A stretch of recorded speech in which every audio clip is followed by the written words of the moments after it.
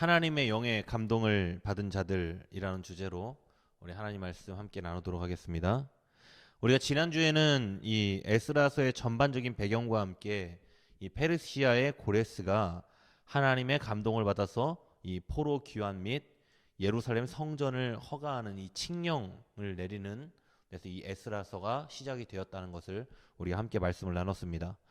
오늘은 이 고레스의 칙령을 받은 사람들 중에 어떤 사람들이 포로에서 귀환을 참여하게 됐는지를 이 밝혀주는 내용으로부터 하나님의 말씀이 시작되고 있습니다. 포로에서 귀환해서 예루살렘으로 돌아가 옛 도시를 재건하겠다고 결단한 사람들, 이 사람들은 오늘 본문에서 이 말씀하고 있는 것처럼 이것이 단순히 자신의 의지에 의한 결단이 아니라는 것을 우리는 알 수 있죠. 오늘 본문은 하나님의 감동에 의한 결단이었다라고 밝히는 데로부터 시작이 됩니다. 이것이 어떻게 하나님의 감동에 의한 결단이 될 수밖에 없는가? 이스라엘 백성들의 땅, 그 가나안 땅은 이스라엘 백성들에게 이 조상 때부터 내려오는 이 약속의 땅이었죠. 그런데 여러분, 그렇다 해도 이들이 포로로 끌려올 때 이미 이스라엘 이 예루살렘은 폐허가 되어 있는 상태였고, 지난 70년간 사람이 살아가기에는 적합하지 않은 상태가 되어 버렸습니다. 다시 돌아가서 사람이 살아갈 수 있는 상태로 모든 것을 복구시키고 이들이 생활할 수 있는 환경을 만들기까지 아주 오랜 시간이 걸릴 뿐만 아니라 많은 희생이 뒤따라야 한다는 것이었죠. 그런데 사람이라는 것이 보통 자기가 살던 터전을 떠난다는 것이 이게 쉽지가 않습니다. 어른들 중에는 이런 분들이 많습니다. 평생을 자기가 살던 곳, 이 고향집을 떠나지 않고 그 자리에서 생을 마감하려고 하는 경우가 많죠.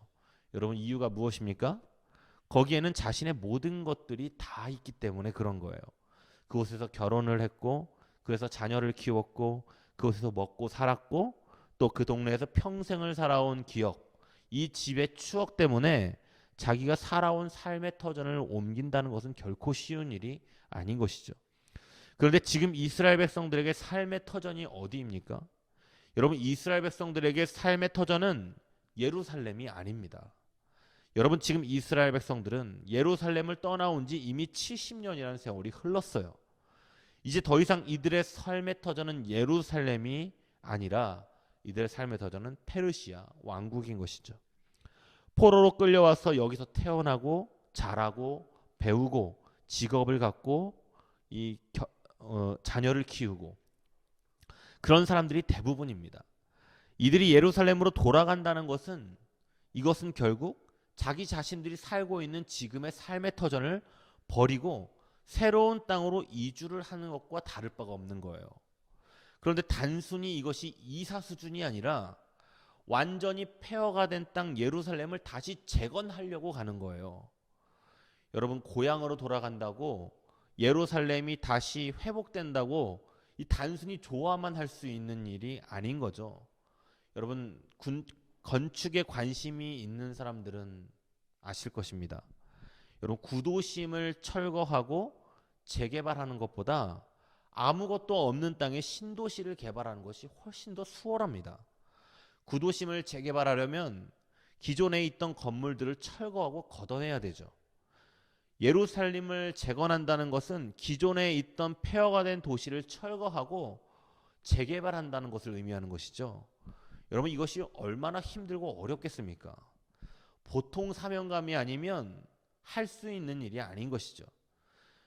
그래서 어떤 사람들이 예루살렘으로 돌아갈 것을 희망하게 되냐면, 바로 오늘 본문이 말씀해주고 있는데, 하나님의 영에 의해서 감동을 받은 사람들. 여러분, 사실 하나님의 일이라는 것은 아무나 할 수 있는 일은 아닙니다. 하나님의 일을 하는 데는 용기와 결단이 필요합니다. 그렇지만 여러분, 용기와 결단만 가지고 하나님의 일이 되던가요? 거기에는 순종과 헌신과 희생도 필요한 것입니다. 하나님의 영으로 감동되지 않은 사람은 여러분 하나님의 일을 하기가 어렵습니다. 교회에서 봉사를 하는데, 교회에서 여러 가지 일로 하나님의 일을 섬기는데, 하나님의 일을 하겠다고 결단하고 교회의 봉사를 시작했습니다. 그런데 하나님의 일이 결단만 가지고 되지 않는 거예요. 헌신도 없고 희생하려고 하지 않는 사람이 교회 일을 하려고 하면 어떻게 되겠습니까? 그런 사람이 하나님의 일을 결단하면 매일 불평과 불만, 그 사람 때문에 조직이 위태로워지는 겁니다. 어떤 사람이 하나님의 교회를 위해, 하나님의 일을 위해 헌신하고 희생할 수 있겠습니까? 그것은 바로 하나님의 영에 의해 감동이 있는 사람만이 하나님의 일을 감당할 수 있는 것이죠. 그래서 성숙한 신앙인은 하나님의 일을 시작할 때 사람의 지혜와 능력을 의지하지 않습니다. 하나님의 감동하심과 그 뜻에 따라 겸손하게 순종하며 사역을 하게 되는 것입니다. 오늘날 교회에서 싸움이 많아지고 이 다툼과 갈등이 많아지는 이유가 무엇이겠습니까? 여러분, 아무나 교회의 봉사자로, 교회를 섬기는 사람으로 세웠기 때문에 그런 것입니다. 하나님의 영의 감동도 되지 않고 희생과 헌신을 하려는 결단도 되지 않은 그런 사람들이 그 자리에 서게 되면 당연히 분열이 일어나게 될 수밖에 없는 것이죠. 오늘 본문에서는 바로 이렇게 하나님의 영의 감동을 받아 결단하고 헌신하고 순종한 사람들이 누구였는지를 말씀해주고 있어요. 오늘 특별히 본문에서 가장 먼저 언급되고 있는 사람들은 이 지도자급에 속한 사람들인데, 이 지도자들 가운데서도 유다 지파와 베냐민 지파에 속한 지도자들을 언급하고 있습니다. 여러분, 이스라엘 왕국이 솔로몬 이후에 남왕국과 북왕국으로 분열되었다는 것을 제가 지난주에 말씀을 드렸었죠. 이스라엘에는 총 12개의 지파가 있습니다. 이 총 12개의 지파 중에서 남왕국과 북왕국으로 갈라질 때 총 10개의 지파가 여로보암을 따라서 북왕국으로 올라가게 되었습니다. 그리고 나머지 2개 지파가 이 남왕국을 형성하게 됐는데, 바로 이 예루살렘을 중심으로 이 형성된 남왕국에 속한 2개의 지파가 바로 유다 지파와 베냐민 지파였어요. 그렇기 때문에 이 바벨론이라는 나라가 남왕국을 멸망시킬 때 대부분 포로로 끌려갔던 사람들이 이 유다 지파와 베냐민 지파에 속해 있던 사람들이 바벨론으로 포로로 끌려가게 됩니다.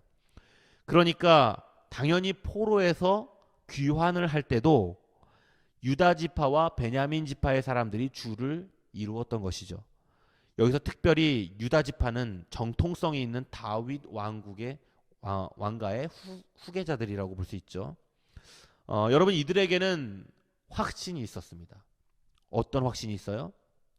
하나님께서 이 선민 공동체, 그러니까 하나님께서 선택하신 백성들, 이 이스라엘을 회복시키실 것이라는 굳은 믿음이 이들에게 있었던 거예요.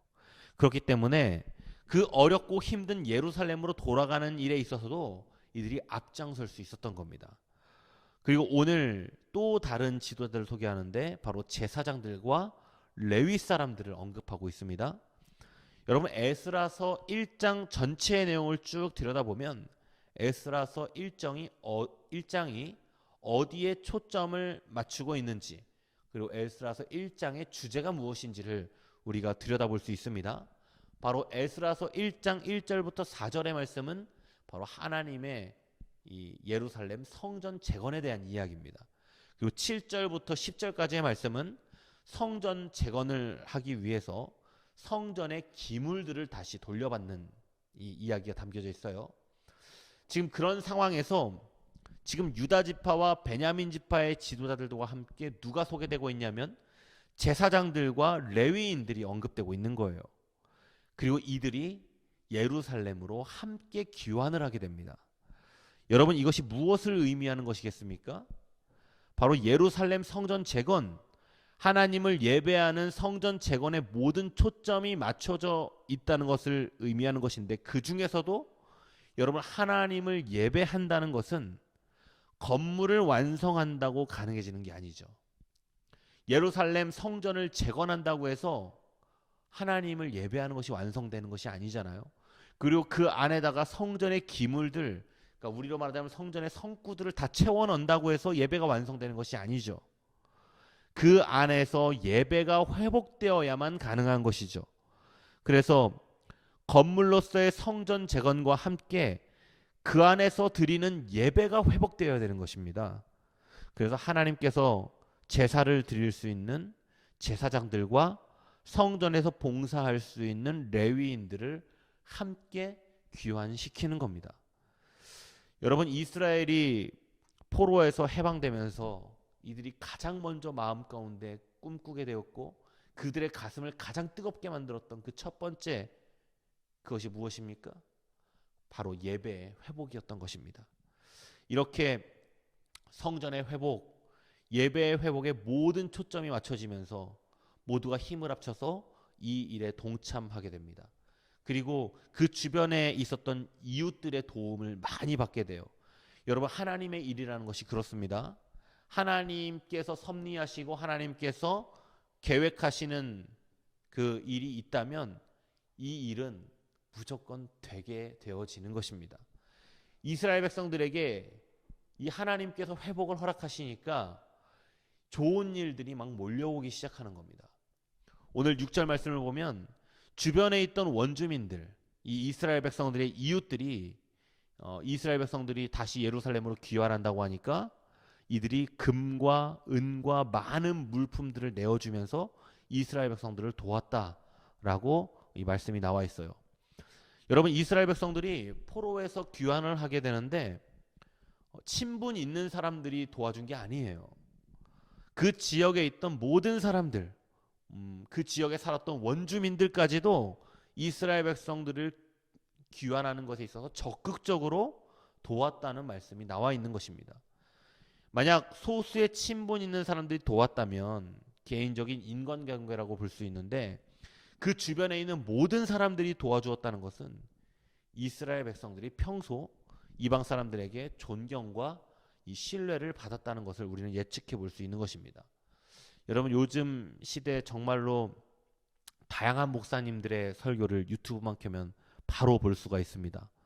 얼마나 유능한 설교자들이 많습니까? 이 성도들이 교회를 가지 않고 이 다양한 목사님들의 설교를 골라서 보면서 이 예배를 드린다고 합니다. 여러분, 좋은 설교자들이 정말 많죠. 그런데 여러분, 어떤 설교가 좋은 설교냐? 이것에 대한 고민은 목회자들의 평생의 숙명과도 같은 것입니다. 여러분, 좋은 설교에 대한 기준이 정말로 다양하고 많겠지만 그 중에서도 1등으로 뽑을 수 있는 좋은 설교가 있습니다. 어떤 설교냐면 회중들이 설교자를 신뢰할 수 있는 설교가 바로 1등 설교라고 합니다. 오늘 가장 좋은 설교를 하는 방법은 저와 여러분 간의 이 신뢰관계가 바탕이 되어야 하는 것이죠. 그런데 여러분, 이게 정말로 어려운 것입니다. 여러분, 성경을 기가 막히게 잘 해석할 수 있어요. 어떤 설교자는 정말로 언변이 탁월할 수 있습니다. 그리고 어떤 설교자는 정말로 상식이 많을 수도 있어요. 그런데 여러분, 사람과 사람과의 신뢰관계가 생긴다는 것은, 그리고 누군가로부터 신뢰를 받는다는 것은 이게 정말로 쉽지 않은 것입니다. 여러분, 기생충 영화를 보면 그 기생충 영화에서 이 부잣집을 기준으로 이 부잣집에 과외 선생님으로 들어가고 미술 선생님으로 들어가고 그리고 기사님, 가정부로 이 집에 들어가게 됩니다. 이게 다 누구의 가족이에요? 바로 영화 속의 이 최우식과 박소담의 온 가족이 이 집에 취직을 하게 됩니다. 여러분, 이게 뭐로부터 시작되는 것입니까? 인간관계의 신뢰로부터 시작이 되는 거예요. 내가 아는 사람을 믿는 겁니다. 그래서 이 인간관계에서 오는 그 신뢰관계로 사람들을 계속해서 집에 데려오게 되는 거죠. 그래서 이때 이 영화의 클라이막스 장면에 보면 음악이 하나가 흘러나오는데 이 음악의 제목이 바로 그 믿음의 벨트라는 음악입니다. 물론 이 기생충이라는 영화에서의 신뢰는 굉장히 불안하고 이 사기성이 있는 그 신뢰 관계였던 거죠. 그래서 그 마지막에 엔딩이 어떻게 됩니까? 모든 것이 파국으로 치닫으면서 이 영화가 엔딩이 됩니다.